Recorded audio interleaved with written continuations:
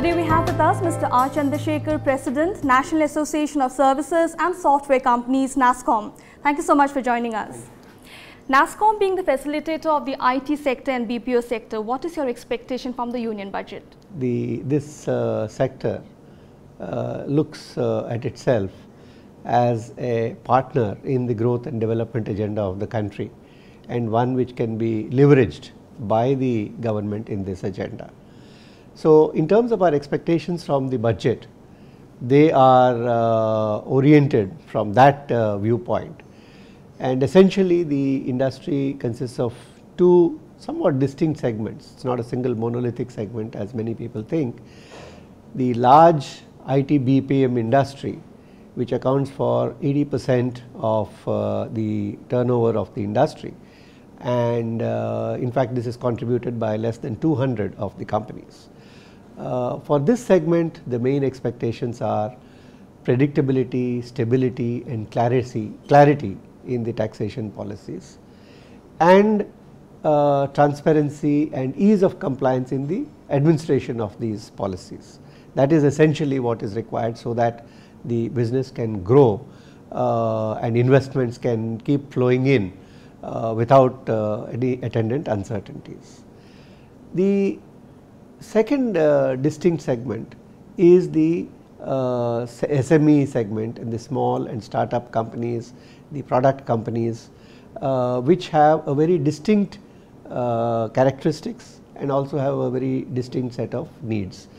This segment is very important for the future of the industry, and if I may say so, for the future of the country as well, because a lot of the innovation comes from this segment, and we expect that in the next few years a lot of the employment as well as a lot of the creativity in this segment will come from here. We expect that this segment may actually contribute $100 billion out of the growth which would take place in the next 5 to 6 years. So, for this segment it needs very proactive and forward looking government support, whether it is in terms of enabling the investments to come in through appropriate taxation and investor friendly policies, or to provide the kind of infrastructure required in terms of helping incubators and accelerators to come up, or to enable linkages with academic institutions and the research taking place over there, or to help entrepreneurs to set up their company or their business quickly and easily, reduce the burden of compliance, all of which actually go a long way in helping these companies to operate. And since in this area especially the SMEs have also the characteristic that they do not have any bankable assets, they have technology, they have knowledge and they have IPs and patents. So, there need to be special measures and steps which have to be taken to enable the flow of investment, the taxation for example of angel investments, the flow of institutional credit both domestic and international into these companies. All of these need certain facilitatory steps which we have suggested need to be undertaken. The third element that we have drawn attention to is the need to encourage and enable through facilitative and incentives within the policy to enable the growth of the industry outside of the 7 major centers today which account for the bulk of the industry.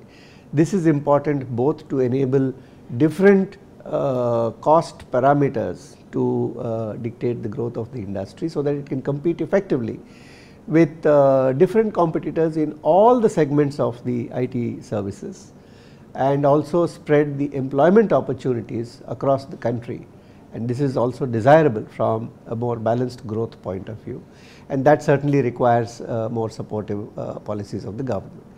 The last element also is that we need to focus on skill development, because India today is the source not just for the Indian industry, but for entire global industry in this area, and therefore the planning for the manpower and skill development has to be done on that basis.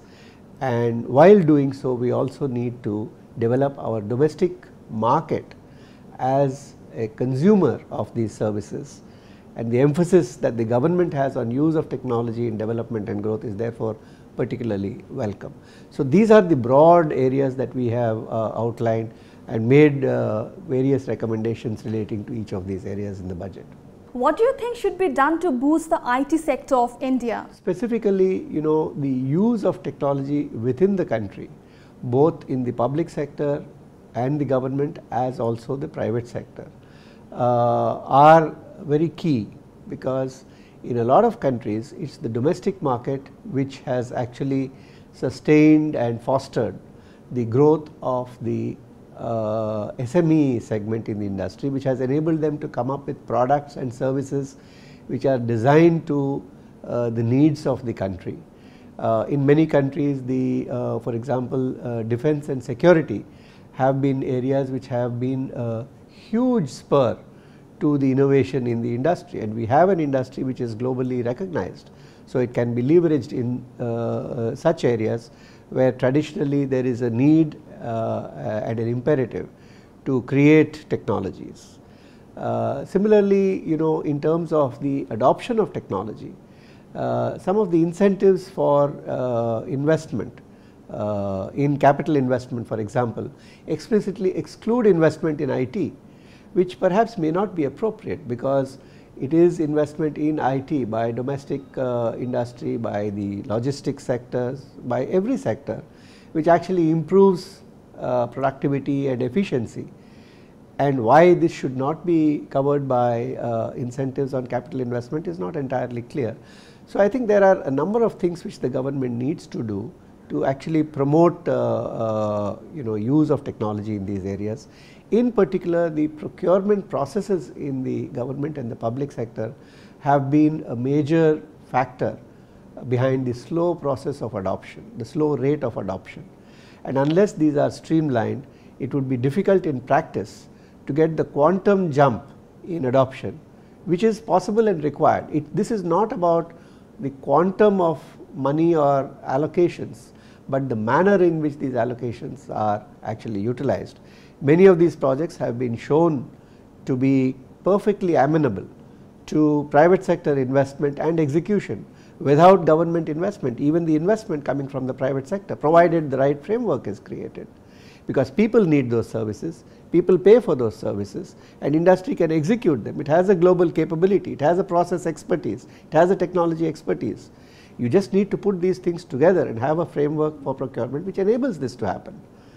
So I think adoption and using that adoption to also link it to the growth of the industry is a win-win for both the users as well as the providers, and would be a great lever for the country as well. We have seen the use of technology being very well done by some sectors and some officers like Passport Seva, so on and so forth. So what do you think, what's the role of NASSCOM to boost the use of technology in government? Yeah. There are 2 or 3 different ways in which NASSCOM is involved. Of course, the execution by the private sector is always done by some member company of NASSCOM typically. But there are 2 other ways. One is that the process of project development itself.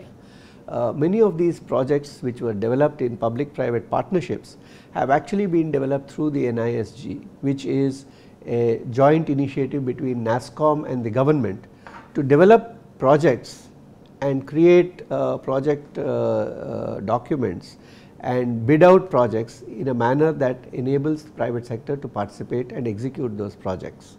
So that is one key element. The other is in certain projects where the views of industry are sought, NASSCOM becomes a lever to really bring out the industry views and the feedback on the way the projects are designed. And in other areas, I think in general providing some thought leadership, providing some ideas on how the government can leverage technology. For example, NASSCOM has set up a number of laboratories on cyber forensics to train say the police forces across different states on how to deal with crime. So there are a number of different areas like this with regard to adoption and use of technology where the system needs to be supported, which is what NASSCOM and the industry try to do. And we do need to keep in mind as a sense of proportion that the industry itself employs more than 3 million people, whereas the number of technical people inside the government is probably below 10,000. So, unless we leverage this strong technology and process capability that exists in the industry, the pace of execution and the realization of the attendant improvements in efficiency would remain suboptimal and much slower than is possible. From outsourcing to smart sourcing, the business process management boom, if you could tell us more about it. You know, initially the excitement was all about using technology, and slowly it got to the point where the entire process was actually mapped onto a technology platform. Today, I think the IT industry offers the entire range of services, entire range of IT services, but that is an old story. Many of the clients and companies and governments overseas now focus on two things. One is business transformation and business value, and the second is innovation. So, in business transformation and business value, the whole idea is not just using technology or mapping the processes onto technology or even slightly optimizing the processes. The question is, how can you completely transform the processes in such a manner that they are able to maximize the benefit that comes from the use of technology, because there are many ways in which you can actually optimize the process, and more importantly the information flows that take place in the process. Today, on top of those information flows and information storage, a lot of intelligence is getting built through, for example, data analytics, and that can lead to profound impact for the organization. It can lead to huge impact on the way that customer relationships, for example, are managed. It can lead to huge changes in the way that it deals with its business and looks at strategies going forward into the future. So, all of these are possible, and when you combine it with innovation, whether it is a technology innovation or a process innovation, then it can also have major organizational implications. The way the organization functions, the way it sources things, the way it either offshores or inshores or in-house or outsourcing. So, it is all about optimizing at every level and every link on this chain, which is only possible in a completely networked and technology based system. The challenge today is these possibilities are obvious, they are on the table, but to navigate through them and for an organization to transform itself is a little bit like trying to convert a World War I aircraft into a modern jet or a modern fighter plane while it is still in flight, and that certainly requires people who can advise, and not just advise but actually make this transformation happen, who understand the technology side of the game, who understand the process part of it, and who understand the business part of it. That combination, I think, is something which is extremely difficult, and that is really the area into which the Indian industry is increasingly stepping in. If you could tell us, is there any specific certification or accreditation that the BPOs and the captive units have to undergo before establishing here in India? What is what's the role of NASSCOM in it? Well, NASSCOM itself, its membership and NASSCOM as an organization have over the years built a certain credibility both in India and across multiple geographies that we operate in, and the reputation and the name that it brings has a certain credibility associated with it. And therefore, as far as the members are concerned also, NASSCOM has its own processes of due diligence in terms of the membership that it has. As far as the technical processes themselves are concerned, there are a number of standards and certifications, whether you take security or you take business processes.